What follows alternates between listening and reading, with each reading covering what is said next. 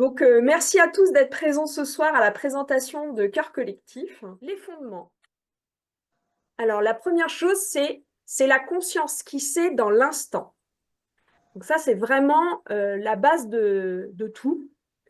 Et c'est là-dessus que repose ce travail, c'est que c'est la conscience qui sait. Donc, la conscience est partout.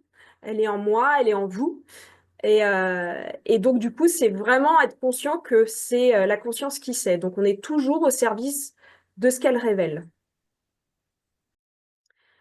Ensuite, révéler l'action juste à partir de l'être. Donc ça, c'est vraiment mon cœur, on va dire, de métier.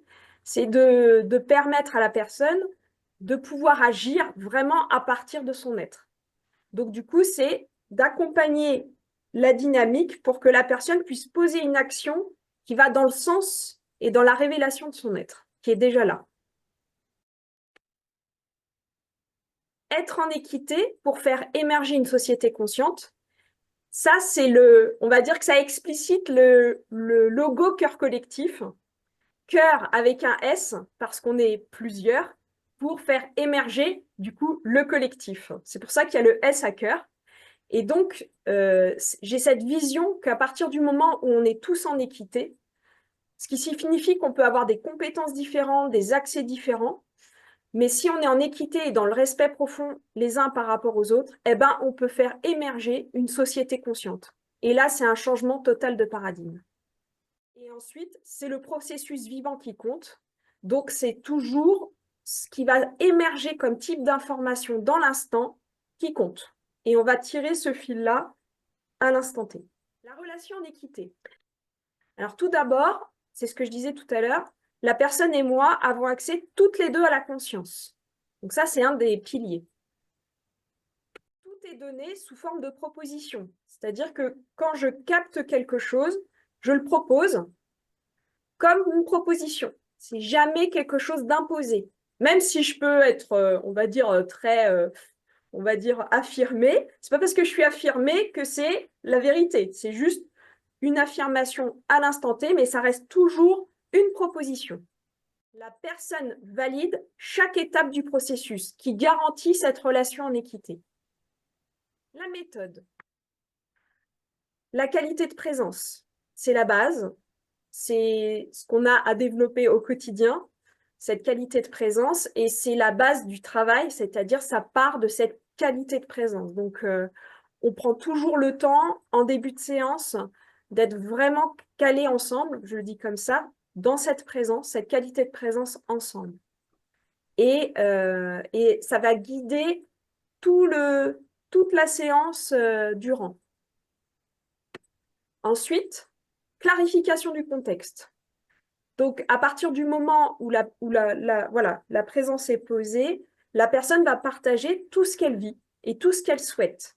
Donc, il n'y a pas de limite, en fait. Moi, je suis toujours au service de la personne. Donc, elle me partage le contexte qu'elle a envie d'explorer ou qui émerge à l'instant T. Donc, on clarifie le contexte. Ensuite, moi, je pratique le test musculaire. Donc, le test musculaire, c'est ce qu'on appelle aussi le test kinésiologique. C'est comme, je fais le parallèle avec le pendule, en fait, en radiesthésie. Et en fait, c'est un signal qu'on peut percevoir avec le corps. Et donc, par un jeu de ressenti, en fait, hein, ça me permet, en fait, de capter des informations qui sont dans le champ d'information. Et à partir de ce test musculaire, je vais utiliser 4 portes. Alors, c'est 4 portes d'entrée que j'utilise tout au long de la séance. Et je peux en utiliser une, après je peux en utiliser l'autre. Donc, il y a la porte fréquence à recevoir. Donc, on reçoit des fréquences, ou ça peut être des fréquences aussi que je peux tester avec des outils. Ça peut être une prise de conscience à faire. Ça peut être aussi un travail énergétique ou encore une action à poser dans la matière, soit dans l'instant, soit plus tard.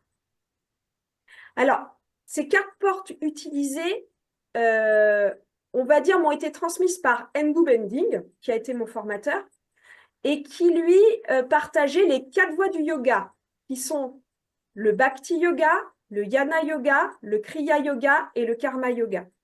Et à partir de cette transmission-là, du coup, moi, j'en ai fait une méthode de travail, de recherche. Donc, Bhakti Yoga, c'est vraiment la dévotion. Donc, on reçoit, on est en présence. Prise de conscience Yana Yoga, c'est vraiment tout ce qui est la voie de la philosophie. Travail énergétique Kriya Yoga. Donc là, c'est vraiment, on passe par le travail vibratoire. Et action à poser, là, on est dans le Karma Yoga. Et là, c'est des actions concrètes. Et donc, en fait, je n'ai pas d'a priori sur ce qui va émerger. Mais je me mets au service de quelle est la porte à emprunter pour que la personne puisse être bien en phase avec son être. Et donc, c'est l'écoute du vivant sous toutes ses formes. En fait, une information, elle peut se révéler soit par des pensées, soit par de l'émotion, soit par des ressentis physiques. Donc, en fait, il n'y a pas de limite en fait, sur la forme du vivant. Et l'idée au sein de la séance, c'est d'être à l'écoute de toutes ces formes, en fait. Et ça, c'est de l'information. Donc, c'est vraiment, il n'y a pas une préférence sur une information, c'est plutôt tout est accueilli et on va être à l'écoute de qu'est-ce qui émerge comme type d'information, pour être au plus juste. Alors, passer de l'objectif à l'intention. Alors, tout d'abord, la ressemblance. Que ce soit l'objectif ou l'intention, il y a bien cette notion de direction. C'est-à-dire qu'il y a bien cette intention de dire on va quelque part. Donc ça, c'est la ressemblance avec l'objectif et l'intention. La différence, c'est que l'objectif a en tête un résultat. Et ça a de la valeur, hein. Mais voilà, c'est du coup, quand on se pose sur la notion d'objectif, c'est qu'on attend un certain type de résultat. Tandis que dans l'intention, en fait, on lâche la notion de résultat pour laisser parler le processus. Et on va être à l'écoute du processus vivant. Qu'est-ce qui se dit dans l'instant? Et on va tirer le fil, mais ça ne nous empêche pas d'avoir la direction avec l'intention. Mais par contre, le résultat qu'il va y avoir, on n'en sait rien. Et ça, c'est vraiment le cœur de mon travail. C'est-à-dire que je suis vraiment dans l'intention. Donc, quand on est, entre guillemets, qu'on a envie de vivre une séance avec cœur collectif, on est conscient du coup que c'est pour révéler son être et du coup qu'on est plutôt sur de l'intention et non un objectif. Donc, l'offre comprend. En fait, je vais proposer du coup 10 séances à 70 € la séance à prendre jusqu'au 31 décembre en 2025. Cette prise de séance, elle se fait à votre rythme. C'est-à-dire qu'il n'y a pas de rythme imposé, vous le faites quand vous le sentez. Vous pouvez payer au fur et à mesure ces séances que vous les prenez. Donc ça, vous êtes libre dans le paiement. Et à tout moment, vous pouvez arrêter de prendre des séances. C'est-à-dire que vous n'êtes pas obligé de faire les 10 séances jusqu'au 31 décembre 2025. Donc vous pouvez justement dire, bon, bah, je vais tester, puis je vais voir le chemin. Et puis, bah, si au bout de 3-4 séances, ça ne me convient plus, pas de souci. Mais si vous prenez les 10 séances dans le délai imparti, vous pouvez à votre tour offrir cette offre à 2 personnes de votre choix dans un délai de 3 mois avec les 4 points du dessus. C'est-à-dire que du coup, les personnes suivantes peuvent bénéficier des 4 points au-dessus.